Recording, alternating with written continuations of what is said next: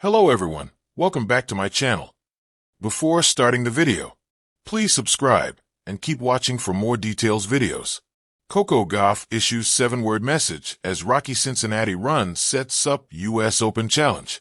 I'm not going to dwell on this too long because I want to do well at US Open, said Coco Gauff after her shocking first-round exit at Wimbledon. She claimed that this loss may not be the worst thing in the world because she will still have time to reset. Following that campaign at SW19, Gauff returned to action at the Canadian Open. However, over there, she was defeated by the 18-year-old Canadian Victoria Mboko in the R16. From there, she went to Cincy in search of a winning streak before the US Open. But before starting her campaign at the Cincinnati Open, the 2023 champion said, "It feels like I'm pushing that nitro button and just leaving it all out there. You're just on the court and you're like, I just want to give it literally everything." She started her campaign with an impressive 6-3, 6-2 win against China's Xin Yuang. However, following that match, she received a walkover from Diana Yastremska in the R32. Then again, in the R16, Gauff came back with a strong performance against Lucia Bronzetti. But her journey at the Cincinnati Open finally came to an unfortunate ending at the hands of Jasmine Paolini in the QF. The Italian defeated her by 2-6, 6-4, 6-3 in this mega duel. Following yet another setback before the US Open, Coco Gauff shared a post on her IG account. In that post, she shared glimpses of her Cincinnati Open campaign with the caption, "In the rear view mirror, thank you at Cincinnati." This was Coco Gauff's 5th meeting with Jasmine Paolini on the tour, and with his win, the Italian has now got a lead of 3-2 in their H2H record. Paolini is now 3-0 against Gauff in 2025, and this was also her first win over the American on hard courts. What did she say after securing a spot in the SF of the Cincinnati Open for the first time in her career? Jasmine Paolini shares her thoughts on the tough battle against Coco Gauff. After losing the first set by 2-6, everyone thought this would be pretty much a cakewalk for the world number 2. But the Italian had other plans. Jasmine Paolini even had a nasty fall at the start of the 3rd set. She rolled over her ankle while hitting a running forehand. However, a few minutes later, she shrugged off any lingering discomfort to quickly break Coco Gauff's serve. She steadied her ship when it mattered the most and won 7 points in a row to reach her 5th SF of the season. Following this 2-hour and 3-minute-long battle, Paolini said, "It was so tough. At the beginning, I was just running and trying to put the ball inside the court, but after a little bit, I started to feel better the ball. I stayed there every point. I tried to fight every point, and it worked." She'll now be facing the former world number 1, Iga Swiatek, in the final. Coco Gauff's exit from the Cincinnati Open has opened the doors for Iga Swiatek to become the 2nd seed at the US Open. But for that, the Pole needs to win the title. If Swiatek manages to beat Paolini, her points will go up to 7,933. Gauff will then be dropped to number 3 with 7,874 points.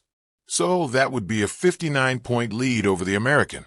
American former pro, Chanda Rubin, has shared her concerns surrounding Coco Gauff ahead of the US Open. During a recent conversation on Tennis Channel, she explained how she noticed Coco Gauff's demeanor being more negative towards her team against Paolini. Seeing all these during her previous match, Rubin raised a few questions, saying, "How is she feeling? Does she feel confident she can work through some tough matches in New York? Does she have enough matches behind her on the hard courts?" So far, Coco Gauff has played around 47 matches this season and won 35 out of them. Her only title triumph came at the French Open. Can she secure her 2nd one at the last major tournament of the 2025 season? In her own words, "In the rear view mirror, thank you at Cincinnati." Following a tough quarterfinal loss at the Cincinnati Open to Jasmine Paolini, Coco shared an Instagram post featuring snapshots from her tournament journey. Her concise caption read, "In the rear view mirror, thank you at Cincinnati." Essentially sports. A mere 7 words, yet they hold surprising depth, nuance, and power, especially in the wake of a performance that exposed cracks in her usually resilient armor. The gravity behind the 7 words. 1. In the rear-view mirror. Reflection and release. This phrase signals an act of introspection, locking away the experience, keeping it behind, and focusing forward. It suggests Gauff isn't allowing herself to be mired in frustration. Embracing imperfection. It shows maturity, accepting setbacks as part of the journey rather than ground for dwelling. 2. Thank you at tennis. Appreciation amid adversity.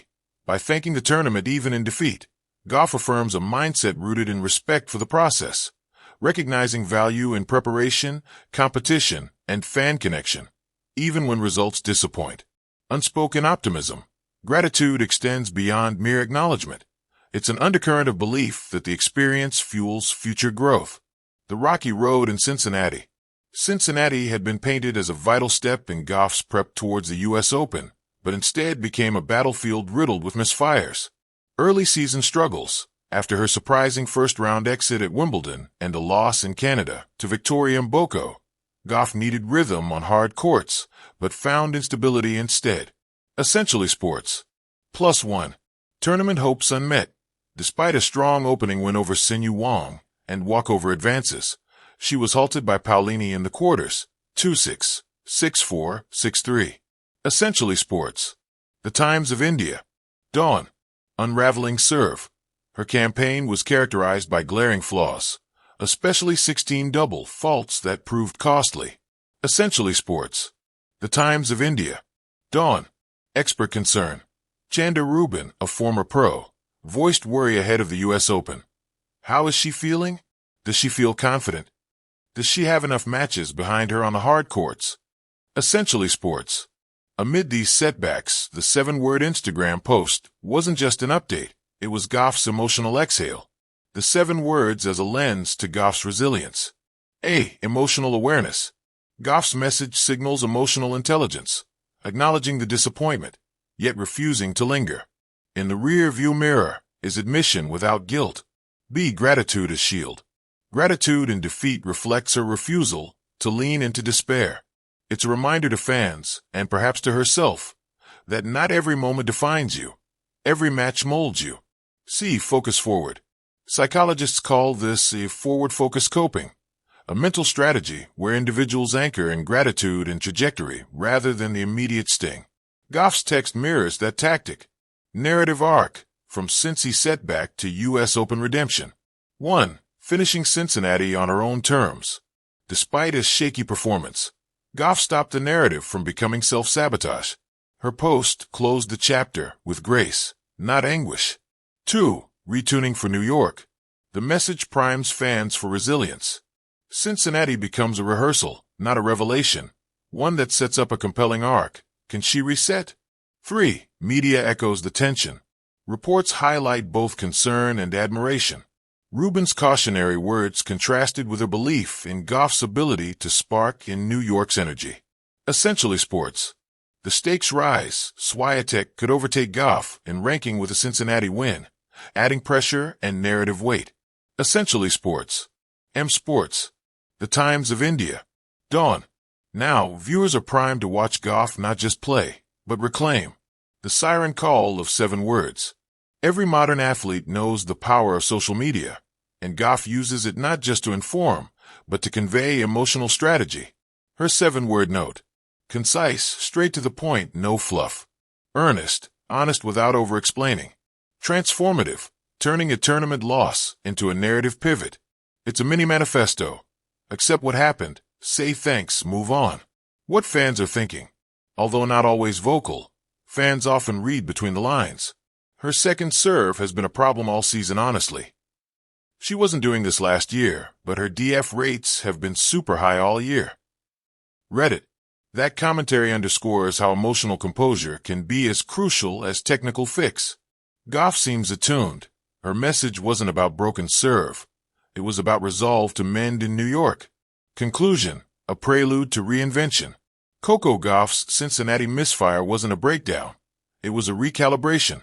Her 7-word message elegantly summarized a spectrum of emotions. Acknowledgement. In the rear-view mirror. Appreciation. Thank you at Cincinnati.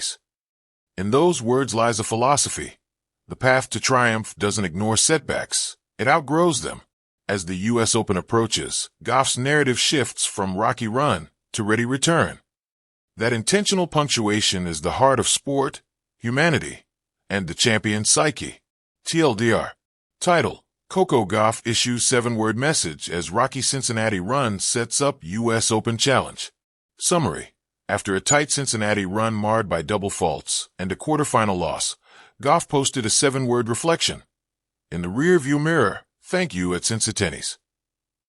That caption speaks volumes, capturing emotional maturity, gratitude, and focus on the road ahead. The early loss sets suspense for New York, while fans and experts now watch. Can she convert reflection into renaissance?